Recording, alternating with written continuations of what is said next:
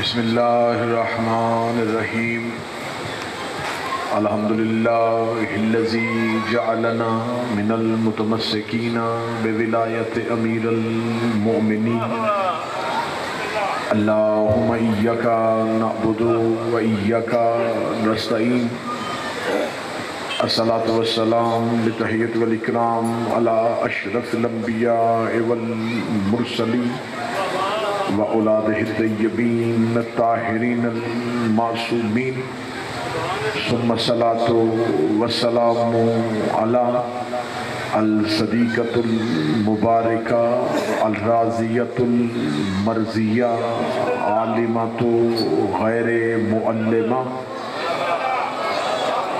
معصومۃ الکبریٰ بلقیس حجرت و تقدیس الجلال و آسیت التکمیل والکمال ام الکتاب ام القرآن ام الانوار ام الائمہ ام المعصومین ام الہدی ام الابیہا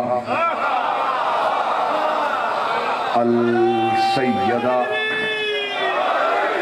فاطمۃ الزہراء صلوات اللہ علیہا ولعن اللہ تعالی علی اعدائہم اجمعین اما بعد فقد قال حق سبحانہ تعالی فی کتابہ المجید و فرقان الحمید بسم اللہ الرحمن الرحیم وما ادراک ما لیلۃ القدر بلند تر صلوات اللہ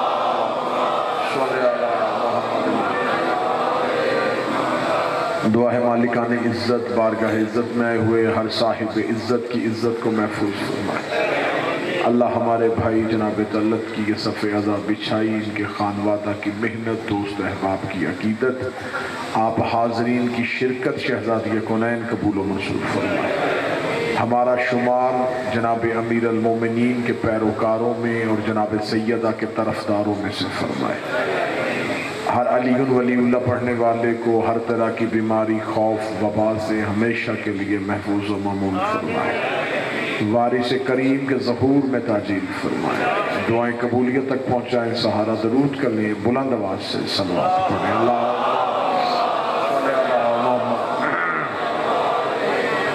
اجازت ہے ذکر شروع کیا جا سکتا ہے موجودہ حالات کو مد نظر رکھتے ہوئے میں آپ کے سامنے ایک بہترین انداز سے سیدہ کا مقدمہ پڑھنا چاہتا ہوں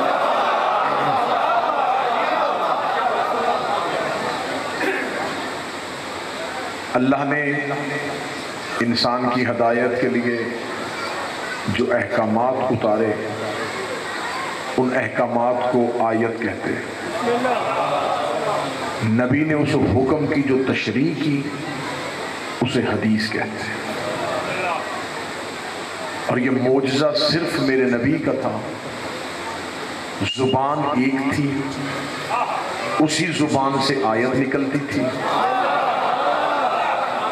اسی زبان سے حدیث نکلتی میرا نبی ایک جملہ کہہ کے کہتا تھا یہ آیت ہے تو ہمیں آیت ماننا پڑا پھر اسی زبان سے دوسرا جملہ کہہ کے کہا یہ حدیث ہے تو ہمیں حدیث ماننا حکم الہی کو آیت کہتے ہیں حکم رسول کو حدیث کہتے ہیں تمہید میں تھوڑا آپ ساتھ دیں گے پڑھوں گا حق سیدہ لیکن ایک بہتر انداز جو اللہ حکم دے اسے آیت کہتے ہیں جو نبی حکم دے اسے حدیث کہتے ہیں آیت قرآن میں اکٹھی ہو گئی اس قرآن کی حفاظت کی ذمہ داری اللہ نے لے لی جھگڑا قرآن پہ نہیں ہوا جھگڑا حدیث پہ ہوا جس نے یہاں ہاتھ باندھے اس نے بھی ایک حدیث کا سہارا لے لیا جس نے یہاں باندھے اس نے بھی حدیث کا سہارا لے لیا جس نے کھولے اس نے بھی حدیث کا سہارا لے لیا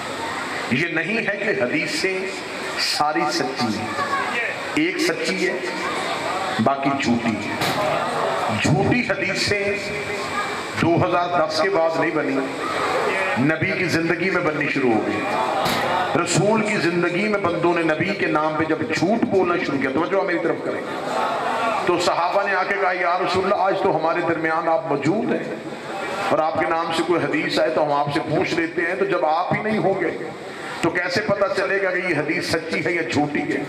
آپ کی سوچوں سے کم وقت ہے جو میں نے تمہید کے مراحل سے گزار دیا، لمحہ میں نے آپ کو تمہید کے جنگل میں گم نہیں ہونے دیا، بالکل نتیجے کے ساحل پہ لے کے آنے لگا ہوں۔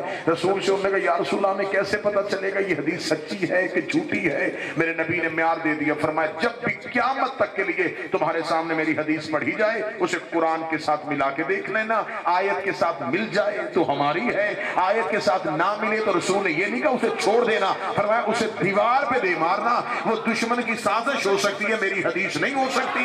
یہ معیار آج تک مذہب اسلام میں قائم ہے، اس سے زیادہ جلدی میں نہیں کر سکتا تھا۔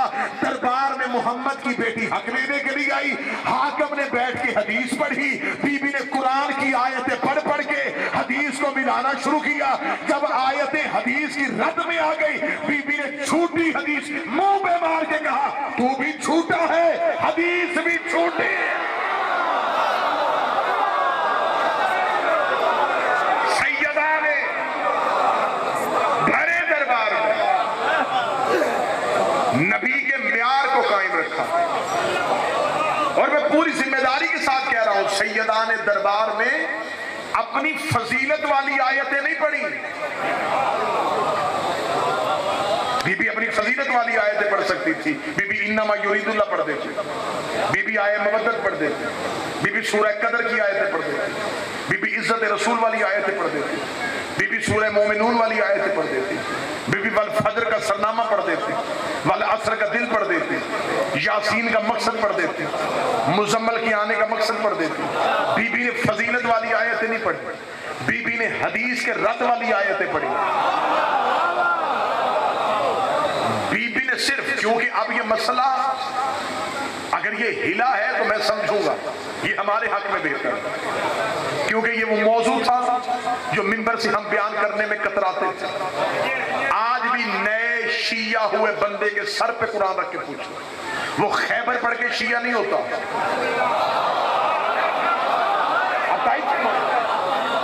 وہ مولا امیر المومنین کی تلوار پڑھ کے شیعہ نہیں ہوتا، وہ سیدہ کے حق کی وجہ سے شیعہ۔ اب ہم نے اس لمحے کو، یہ ہمارے لیے سنہری ترین موقع ہے، ہم نے اس لمحے کو جذبات کی رو میں نہیں بہانا کہ ہم جیسے ادھر سے پاگل حرکتیں ہو رہی ہیں ہم بھی لان تان تبرہ، نہیں، اب ہم لوگوں کو بتائیں گے کہ حق کیا تھا۔ اب ہمارے سوالات کی ایک لمبی لسٹ آنے والی ہے، کیونکہ حملہ ہماری طرف سے نہیں ہوا، حملہ ادھر سے ہوا، ہم دفاعی پوزیشن میں، اب ہم دفاع کرنے کے لیے آئے، ہم ایک لمبی لسٹ لے کے آئے، اب ہمیں ہمارے سوالوں کے جواب دیے جائیں۔ 1400 سال سے ہم چپ رہے، جب سے یہ پاکستان مارز وجود میں آیا ہم چپ رہے، کس وجہ سے چپ رہے؟ ملک میں قتل و غارت نہ ہو، ملک میں فرقہ واریت نہ ہو، لیکن اس کا یہ مطلب ہی نہیں ہے کہ ہم عقیدہ چھوڑ دیں، ہم اپنا مذہب چھوڑ دیں۔ اب ہمیں چند سوالوں کے جواب چاہیے۔ ہم سب سے پہلا سوال یہ کرتے ہیں جس ملعون نے بکواس کی، میں اس کا نام بھی ممبر سے نہیں لینا چاہتا، ممبر پاک ہے، بندہ ناپاک ہے، میں اسے معتبر نہیں کرنا چاہتا، میں اسے مشہور نہیں کرنا چاہتا، میں اسے نامور نہیں کرنا چاہتا، پتہ میری قوم کے بچے بچے کو ہے، اشارہ کہاں جانے لگا، بات ہوئی ہے سیدہ پہ، یہ بحث بعد میں کریں گے کہ خطا پہ کون تھا، اتنا تو مان گیا نا کہ بی بی دربار آئی ہے، اس سے اگلی بحث کا دروازہ ہم بعد میں کھول دیں، تو اتنا مان گیا کہ نبی کی بیٹی دربار میں آئی، بی بی نے آ کے دربار میں مطالبہ کیا، اب تو نے آگے سے کیا کہا کہ بی بی نے جو مطالبہ کیا معاذ اللہ وہ مطالبہ غلط تھا، اگر تو مطالبہ غلط کہے گا تیرے پورے کے پورے مذہب کی چھت میں گراتا ہوں، تجھے ثابت کرتا ہوں کہ تو کافر ہے، تو نے توہین رسالت کیسے کی ہے میں ثابت کرتا ہوں، تو نے صرف یہ نہیں کہا کہ مقدمہ جھوٹا تھا، اگر مقدمہ جھوٹا تھا پھر اس کا مطلب گواہ بھی جھوٹے تھے، اگر گواہوں کو جھوٹا ماننا پڑے گا پھر زہرا کے گواہوں میں علی کھڑا ہے، اگر معاذ اللہ علی جھوٹے تھے پھر علی تیرا چوتھا خلیفہ کیسے بن گیا؟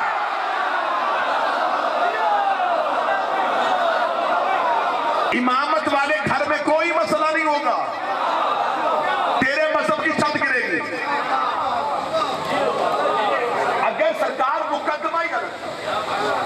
حسین بھائی تو پھر اس کا مطلب ہے کہ گواہ معاذ اللہ غلط، گواہوں میں علی کھڑا۔ تو کہہ رہا ہے میرے اوپر توہین قرآن نہیں بنتی، نبی کی حدیث نہیں ہے القرآن مع علی، قرآن علی کے ساتھ۔ اس کا مطلب جس نے علی کو جھٹلایا اس نے علی کو نہیں جھٹلایا، اس نے قرآن کو جھٹلایا۔ اگر مقدمہ خطا پہ تھا پھر گواہ کہاں گیا؟ اگر تو کہے گا گواہ معاذ اللہ خطا میں، پھر زہرا کہے کہ گواہ حسین بھی ہے۔ اگر حسین کو تو خطا پہ مانے گا پھر میں نبی کی حدیث تیرے گلے کا پھندا بنا دوں گا، حسین منی وانا من الحسین، میں حسین سے ہوں۔ جن کی خطائیں ڈھونڈ رہا ان پہ درود پڑھے بغیر نماز پڑھ کے دکھا۔ میں جلدی نتیجے میں نتیجہ دے رہا ہوں تاکہ وقت زیادہ نہ ہو۔ جن پہ تم نماز میں درود پڑھتے التحیات میں، ان پہ درود نہ پڑھے اللہ نماز قبول نہیں کرتا۔ تو جن پہ نماز میں درود پڑھا جائے پھر وہ علیہ السلام ہوتے۔ اب اس نے پینترا بدل کے کہنے لگا نہیں جی وہ خطا والا تو اس نے اپنا سٹیٹمنٹ ہی واپس لے لیا نا جی کہ وہ لفظ خطا تو میں نے کہا ہی نہیں تھا۔ اس سے مکر کے اگلی بحث کا دروازہ کھول دیا، کیونکہ کتا جب پاگل ہو جائے نا پھر اسے گلی نظر نہیں آ رہی ہوتی ہے، وہ کبھی ادھر بھاگتا ہے کبھی ادھر بھاگتا ہے۔ اس کی بالکل پوزیشن وہ پاگل کتے والی ہو گئی ہے۔ اس نے کہہ دیا نہیں جی خطا کا لفظ تو میں نے استعمال ہی نہیں کیا، لیکن میں یہ کہنا چاہتا ہوں کہ نبیوں کے بعد معصوم کوئی نہیں ہوتا، لہذا آل محمد کو ہم معصوم نہیں کہہ سکتے، یہ معصوم نہیں ہے، بالکل ہدایت یافتہ تھے، اللہ کے بڑے برگزیدہ لوگ تھے، لیکن یہ معصوم نہیں ہو سکتے۔ دنیا کی کسی عدالت میں حسین کے اس ماتمی کی آنکھوں میں آنکھیں ڈال، میں تجھے آل محمد کا گھر علیہ السلام ثابت کرو، میں تیرے مذہب کی کتابیں تیرے قد سے اونچا ڈھیر لگاؤں گا جس میں یہ حدیث لکھی ہوئی ہے کہ نبی نے کہا تھا فَقَتْرَ مِنْهُمْ مِئَةَ فَقَتْرَ أَرْبَعَ شُهُورٍ، میرے نور سے ایک کم 1,00,000 24,000 پسینے کے قطرے گرے، خدا نے ہر قطرے کے صدقے ایک نبی بنایا، میرے پسینے کے قطرے گرتے گئے، کوئی آدم صفی اللہ بن گیا، کوئی نوح نجی اللہ بن گیا، کوئی ابراہیم خلیل اللہ بن گیا، کوئی موسیٰ کلیم اللہ بن گیا، اور ڈوب کے مر جا۔ جو نبی کے پسینے سے بنے وہ علیہ السلام ہو گئے، اور جو نبی کے خون سے بنے وہ رسول اللہ کیسے؟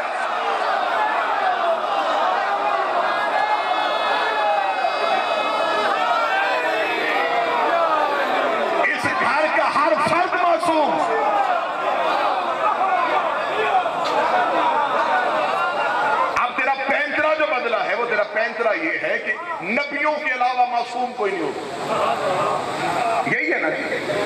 سوشل میڈیا پہ میری قوم بیٹھی تو کہتا نبیوں کے علاوہ معصوم کوئی نہیں ہوتا، لہذا اس لیے سیدہ معاذ اللہ معصومہ نہیں تھی۔ مولوی دوبارہ ویڈیو کیمرے پہ آ مجھے آگے سوال کا جواب دے، کیونکہ تو ان دنوں میں روزانہ میری تقریریں سن رہا ہے، اور شام کو پھر بند کمرے میں 4 کرائے کے طالب علم بٹھا کے ان کے آگے کھڑا ہو کے بڑکے مارتا ہے۔ اب بڑکے حجروں میں نہیں ماری جاتی،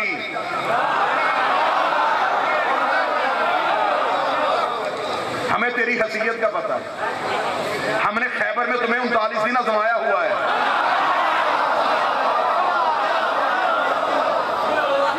ہمیں خبر ہے، ہمارے سامنے یہ دلیری یہ بہادری دکھانے کی ضرورت نہیں۔ تو نے جو جواب 9:30 10 بجے اپلوڈ کرنا ہوتا، میں تجھ سے سوال کر رہا ہوں، کیمرے کی آنکھ میں آنکھ ڈال کر، تو نے کہا ہے کہ معاذ اللہ زہرا معصومہ نہیں، تو آج کل جب بھی اپنا پیغام ریکارڈ کروائے تو جواب دینا، جبریل معصوم ہے کہ نہیں؟ اگر تو جبریل کو معصوم سمجھتا ہے، میں جبریل تمہیں زہرا کے دروازے پہ روٹیاں مانگتا دکھاتا ہوں۔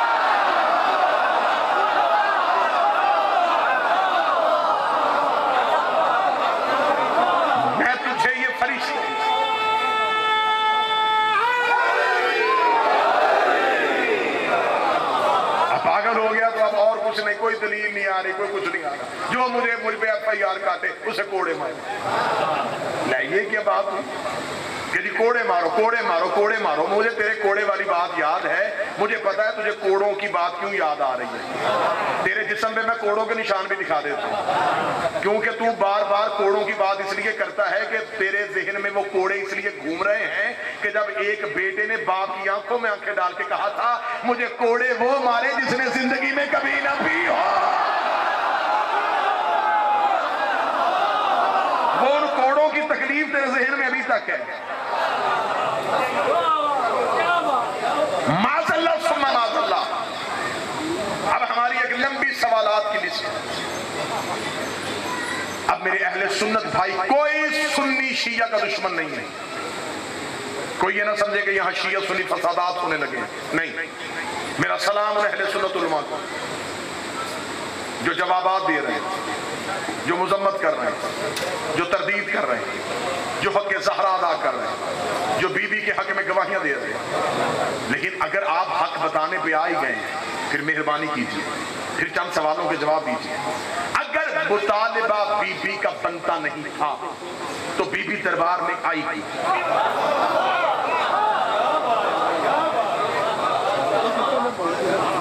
دربار میں کیوں؟ دوسرا سوال، جب بی بی دربار میں آئی، دربار میں کتنے لوگ موجود تھے؟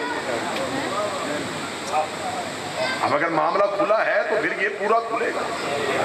پھر ہمیں بھی مجرم ایک نہیں چاہیے. یہ قوم تھوڑی تگڑی ہو صحیح، ہم ان کے اندر گھس جائیں گے. یہ ہمیں بتائیں کہ جب بی بی دربار میں گئی تھی، حاکم تخت پہ بیٹھا تھا، کتنے صحابی دربار میں اس وقت موجود تھے؟ ہمیں تعداد بتائی جائے، ہمیں ان صحابہ کے نام بتائے جائیں. جب بی بی نے مطالبہ کیا، حاکم نے دینے سے انکار کیا، کتنے صحابہ نے زہرا کا ساتھ دیا؟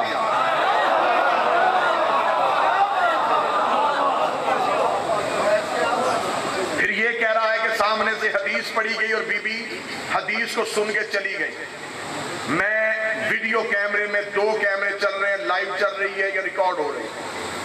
میں اپنا بیان ریکارڈ کروا رہا ہوں، میں اپنا بیان اپنے ذاتی لفظوں کے ساتھ ریکارڈ کر رہا ہوں. میں آصف رضا علوی اپنے لفظوں پہ پہرا دیتے ہوئے اپنا بیان مکمل ہوش و حواس کے ساتھ ریکارڈ کر رہا ہوں. اگر کوئی مولوی مجھے اپنے مذہب کی کتاب سے سیدہ کا حدیث سننے کے بعد خاموش گھر میں جانا ثابت کر دے، میں اپنا لہو معاف کرتا ہوں. کسی ایک کتاب سے ثابت کرو کہ بی بی خاموش ہو.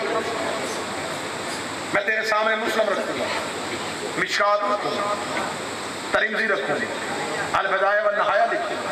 تیرے صحیح مسلم والے امام لکھ کے گئے کہ زہرا غضبناک ہو کے گئی، بی بی ناراض ہو کے گئی. بی بی حدیث سننے کے بعد چپ نہیں ہوئی، 40 آیتیں پڑھی ہیں بی بی نے.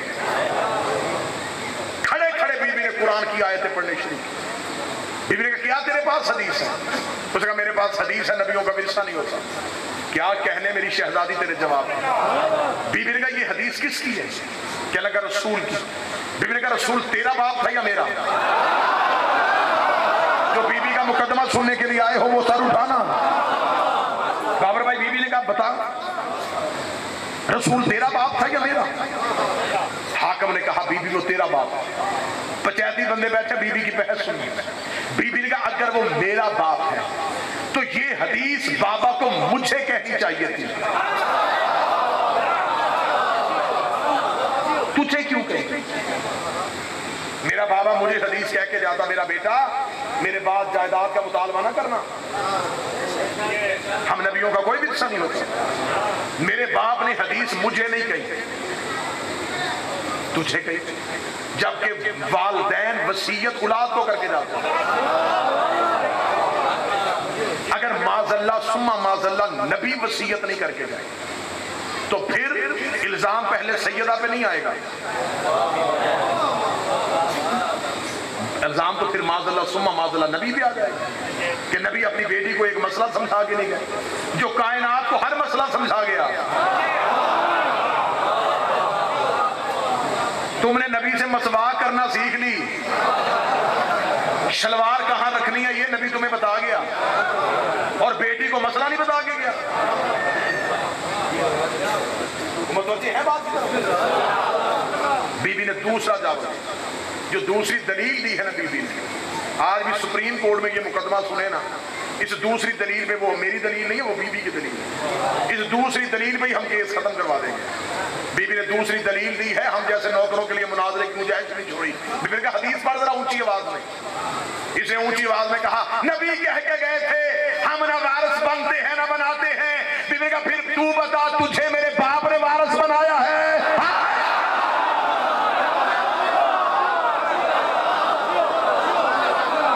جب نبیوں کا وارث ہی کوئی نہیں ہوتا تو تخت کا وارث کیسے بنے؟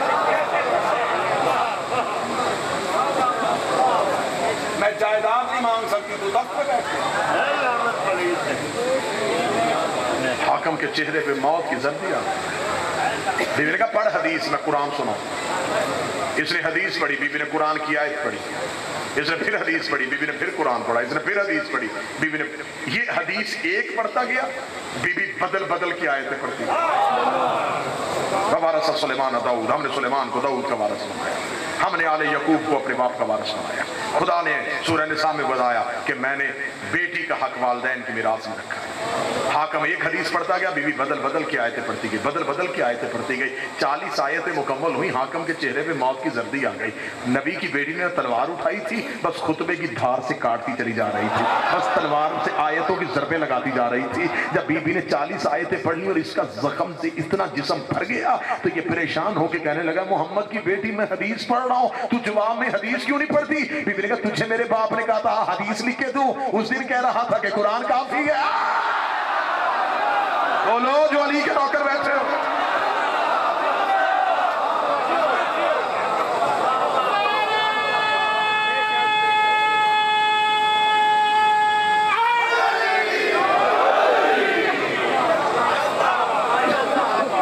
یہ دور ہے گواہی دینے کا کہ بتاؤ تم کس کے ساتھ ہو.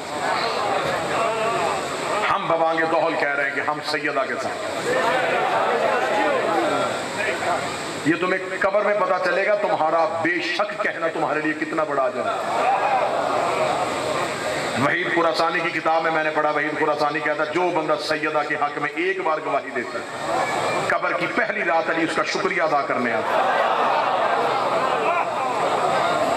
ہر عمل بھول جاؤ لیکن زہرا کی وکالت نہ بھولو، سیدہ کی طرفداری نہ بھولو. تو کہہ رہا ہے کہ زہرا معصومہ نہیں، تو مریم کو معصومہ سمجھتا ہے؟ تو مریم کو معصومہ مان. میں تمہیں مریم زہرا کے قدموں میں دکھاتا ہوں. تو کسی مولوی کی نام مان، شاعر مشرق اقبال کی مان لے. اقبال کہہ رہا ہے مریم یک نسبت عزیز، زہرا سے نسبت عزیز. اس نے کہا مریم کے پاس صرف ایک ہی عزت والا رتبہ تھا، عیسیٰ کی ماں تھی. زہرا کے پاس 3 رتبے تھے. وہ نبی کی بیٹی تھی، وہ علی کی زوجہ تھی، وہ حسنین کی اماں تھی.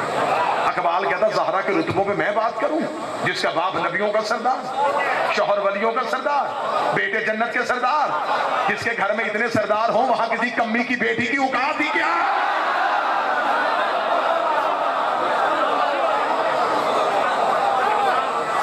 اقبال نے اپنی کتاب میں رموز اس نے کہا اقبال کا عقیدہ سن. اقبال کہتا اگر مجھے خدا کے ہاں سے شرک کے خوف کا خطرہ نہ ہو تو میں کعبہ کی بجائے زہرا کی قبر کو سجدہ کروں.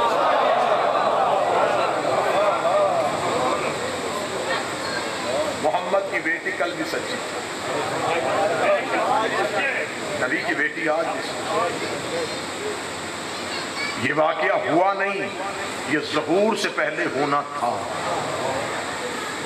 یہ اچانک حادثہ نہیں ہوا، ہم ظہور کے قریب ہو رہے ہیں. قائم کی آنکھیں ہمیں دیکھ رہی ہیں. کون ہے جو میری دادی کی گواہی میں بولے؟ بادشاہ حسین کی عزت کی قسم دنیا کی ہر عدالت میں جانے کے لیے تیار ہے، ثابت کرنے کے لیے تیار ہے محمد کی بیٹی سچی تھی. غیرت مسلمان تمہارے دل کی بھڑاس ختم نہیں ہوئی؟ تم نے 4 گھنٹے کھڑا کیا ہے محمد کی بیٹی. اللہ میرے بھائی کی محنت قبول کرے. اللہ ان کے مرحومین کو جوار معصومین میں جگہ عطا فرمائے. طلعت بھائی بڑی قبولیت والی مجلس. آپ نے اس مشکل ترین دور میں سیدہ کا حق پڑھنے کے لیے صف کا اہتمام کیا. شہزادی محنت قبول کرے. مسلمانوں تم نے محمد کی بیٹی کو دیا کیا؟ رسول نے اپنی اولاد کی مودت مانگی تھی. کیا مودت دی تم نے؟ رسول نے کاغذ قلم مانگا، تم نے نہیں دیا. زہرا نے حق مانگا، حسن نے قبر مانگی، حسین نے رستہ مانگا، اصغر نے پانی مانگا، بھرے بازار میں زینب نے برقع مانگا۔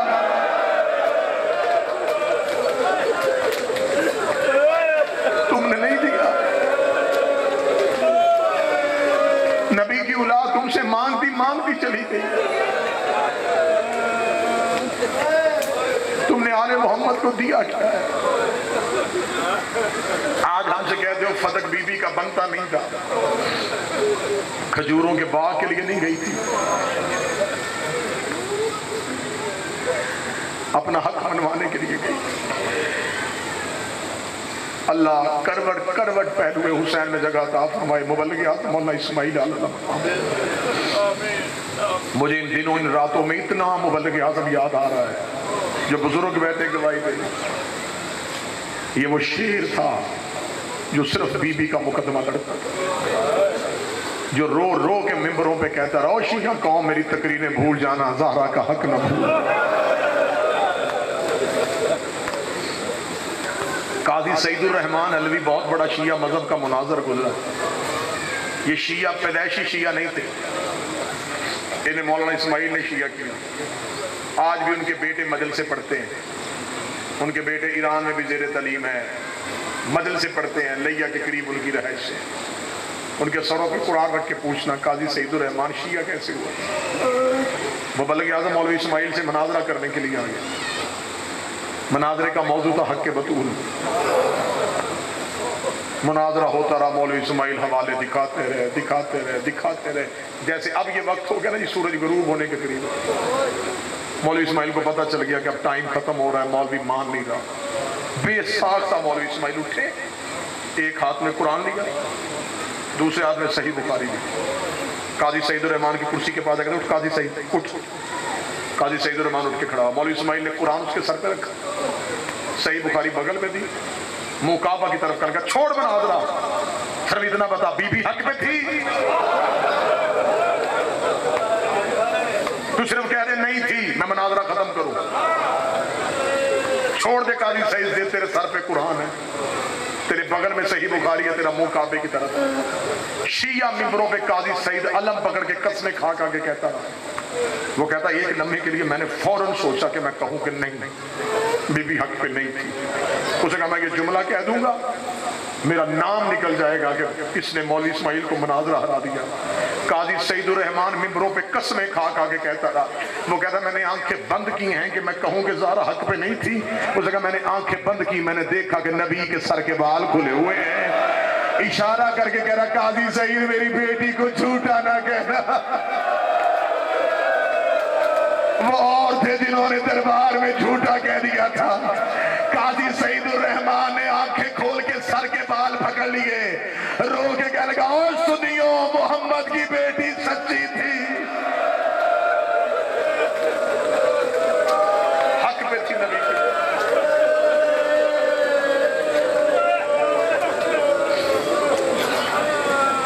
قبلہ مبلغ اعظم نے شہر کے شہر شیعہ کیے بی بی کے حق۔ مولا اسماعیل صاحب یہ پنڈی بٹیاں کے قریب ایک جگہ مناظرہ کرنے کے لیے، مناظرے کا موضوع تھا جنازہ رسول حق کے بطول۔ مولوی صاحب مناظرہ کرتے رہے، کرتے کرتے مناظرہ ظہر کا وقت ہو گیا، اذان ہو گئی، مخالف مولوی نماز پڑھانے کے لیے چلا گیا۔ مناظرے کا جج ایک اہل سنت تھا، چودھری عاشق اس کا نام تھا، سنی تھا لیکن متعصب نہیں تھا۔ وہ اپنے مولوی کے پیچھے نماز پڑھنے گیا۔ نماز ختم ہونے کے بعد قبلہ نے اس واقعے کا ذکر اپنی کتاب فتوحات شیعہ میں لکھا، آج بھی اس کی نسلیں موجود ہیں۔ نماز ختم ہونے کے بعد چودھری عاشق نے نماز کی، اسے کہا سارے نمازی مسجد سے باہر جاؤ، میں نے مولوی سے اکیلے میں کوئی بات کرنی۔ سارے نمازی مسجد سے باہر گیا، چودھری عاشق نے کنڈی لگائی، اپنے مولوی کے سامنے بیٹھ کے اگر تم نے یہ واقعہ سن لیا تو میرا خیال اس کے بعد مجھے پڑھنے کی ضرورت ہی نہیں۔ اس نے اپنے مولوی کے سامنے آ کے بیٹھ کے کہا، اس نے کہا دیکھ مولوی میں چٹا ان پڑھ ہوں، تو کہتا تھا محمد کی بیٹی دربار میں نہیں گئی، شیعہ کہتے تھے گئی۔ انہوں نے بلا لیا اپنا مولوی، وہ بیٹھا ڈیرے پہ کتابیں لے کے، وہ بھی کتاب دکھا رہا ہے، تو بھی کتاب دکھا رہا ہے، میری سمجھ میں تمہاری کتابیں نہیں آ رہی، اکیلے بیٹھے ہیں، اللہ کا گھر ہے، تیرے اور میرے علاوہ کوئی نہیں ہے۔ مجھے صرف اتنا بتا، بیٹی نبی کی دربار گئی تھی؟ میرا خیال اگر یہ واقعہ سن لیا تو شاید بڑے لوگ حق پا جائیں۔ کوئی کتاب نہیں دکھانی، کچھ نہیں کرنا، صرف اتنا بتا گئی تھی؟ اس نے کہا چاچا آج تک نبی کی بیٹی کا حق بنتا نہیں۔ اس نے کہا یہ نہ مجھے بتا بنتا تھا نہیں بنتا، گئی تھی؟ اس نے کہا چاچا آج تک نبیوں کا ورثہ نہیں ہوتا۔ اس نے کہا چھوڑ ساری باتیں، مجھے صرف اتنا بتا گئی تھی؟ اس نے کہا ہاں چاچا عاشق کتاب میں یہ لکھ گئی تھی۔ چودھری عاشق نے کلیجے پہ ہاتھ رکھ کے کہا مجھے جلدی بتا واپس خالی آئی ہے یا کچھ لے کے آئی ہے؟ اتنا کہنا تھا، مولوی دے کے کہنے لگا چاچا عاشق نبیوں کی جگیریں نہیں ہوتی، نبیوں کے ورثے نہیں ہوتے۔ جس بندے نے گلیوں میں ماتم کرنا ہے، چودھری عاشق رو کے کہتا مولوی شرم کر، میرے مرنے کے بعد میری بیٹی کسی کمی کے دروازے پہ چلی جائے اور جا کے کہے میں چودھری عاشق کی بیٹی ہوں، مجھے فلاں چیز کی ضرورت ہے، بتاؤ خالی بھیجو گے یا دے کے بھیجو گے؟ کہنے لگا دے کے بھیجیں گے۔ چودھری عاشق کہتا شرم نہیں آتی؟ میری بیٹی کا حیا کرتے ہو، محمد کی بیٹی کا کسی نے حیا نہیں بھی بنتا تھا، نہیں بھی بنتا تھا۔ واقعہ پورا سن لینا۔ اس کا نہیں بھی بنتا تھا، چلی تو گئی۔ کبھی کسی نے بیٹیاں بھی کھا لی، اور وہ بھی نبی کی بیٹی۔ نہیں بنتا تھا، کہتے تھے بی بی بنتا نہیں ہے لیکن تو باپ کے بعد پہلی بار آئی ہے۔ وہ تو تھی بھی یتیمہ، وہ چند دن پہلے تو اس کے باپ نے دنیا چھوڑی تھی۔ نہیں بنتا تھا، اسے دے کے بھیج دیتے، خالی بھیج دیا انہوں نے۔ چودھری عاشق روتا ہوا اٹھا، دروازہ کھولا، سامنے مولوی اسماعیل ڈیرے میں بیٹھا تھا۔ اگلی بات سنو گے گھر تک ماتم کرتے جاؤ گے۔ مولوی اسماعیل کے سامنے آگے پاؤں پہ بیٹھا، پگڑی اتاری، مولوی اسماعیل کے قدموں پر آگے لگا، مولوی اسماعیل کتابیں بند کر دے، مجھے پتا چل گیا محمد کی بیٹی سچی تھی، اب تو اتنی دور سے چل کے آیا، میرا ایک کام کر دے۔ مولوی اسماعیل نے کہا بول کیا کام کروں؟ کہنے لگا کتابوں سے پڑھ کے بتا، وہ جو جگیر مانگنی آئی تھی نا اس کی ملکیت کتنی تھی، مجھے بتا وہ کتنے پیسے بنتے ہیں۔ مولوی اسماعیل نے کہا چوری آج سے کیا کرنا چاہتا؟ اس نے کہا میں زمینیں بیچوں گا، میں گھر بیچوں گا، میں بیٹیوں کے زیور بیچوں گا، میرے پھر بھی پورے نہ ہوئے میں اپنے بچے بیچ لوں گا، میں سارے پیسے پورے کر کے سعودی عرب جاؤں گا، زہرا کی قبر پہ رکھ کے کہوں گا بی بی میں تیرا حق لے کے آ گیا ہوں۔ اتنا کہنا مولوی اسماعیل نے گلے میں باہیں ڈال کے کہا بی بی پیسوں کا مطالبہ کرنے نہیں گئی تھی، تجھے مولوی نے پوری بات نہیں بتائی۔ دربار میں کہا گیا تھا زہرا تو جھوٹ بول رہی ہے۔ چودھری عاشق زمین پہ گر گیا، رو کے کہنے لگا محمد کی بیٹی کو جھوٹا کس کس نے کہا؟ لعنت اللہ علی القوم الظالمین وسیعلم الذین ظلموا یوم القیامہ۔ یا محمود بحق محمد، یا اعلیٰ بحق علی، یا محسن بحق الحسن، یا قدیم الاحسان بحق حسین علیہ السلام، یا فاطر السماوات والارض بحق فاطمہ زہرا صلوات علیہا۔ میرے مالک میرے خالق اس عبادت کو اپنی بارگاہ میں قبول فرما، چہاردہ معصومین کی بارگاہ سے جو اجر ملے، بانیان کے مرحومین، حاضرین کے مرحومین، شہداء ملت جعفریہ کے نام اعمال میں درج فرما۔ میرے مالک ہمیں معرفت معصومین عطا فرما، محبت آل محمد عطا فرما، انتظار حجت نصیب فرما، سیدہ کے طرفداروں میں شمار فرما، سیدہ کے گواہوں میں شمار فرما، بی بی کا حق پڑھنے کی توفیق عطا فرما، بی بی کا حق پھیلانے کی توفیق عطا فرما، بی بی کے دشمنوں کو نیست و نابود فرما، سیدہ کے گستاخوں کا مقدر یہاں بھی لعنت اور آخرت میں بھی لعنت فرما۔ میرے مالک واسطہ محمد و آل محمد کا ان تمام جھگڑوں کا ایک ہی حل ہے کہ زہرا کا بیٹا ظہور کر دے، محمد کے بیٹے کا ظہور میں جلدی فرما۔ ہر شیعہ کو، علی ولی اللہ پڑھنے والے کو، ہر محبت آل محمد رکھنے والے مسلمان کو ہر بیماری خوف وبا سے محفوظ و معمون فرما۔ ایام عزا قریب آ رہے ہیں، محرم قریب آ رہا ہے، میرے مالک رحم فرما دے۔ ہم ہر چیز کے بغیر رہ سکتے ہیں، ہم حسین کے ماتم کے بغیر نہیں رہ سکتے۔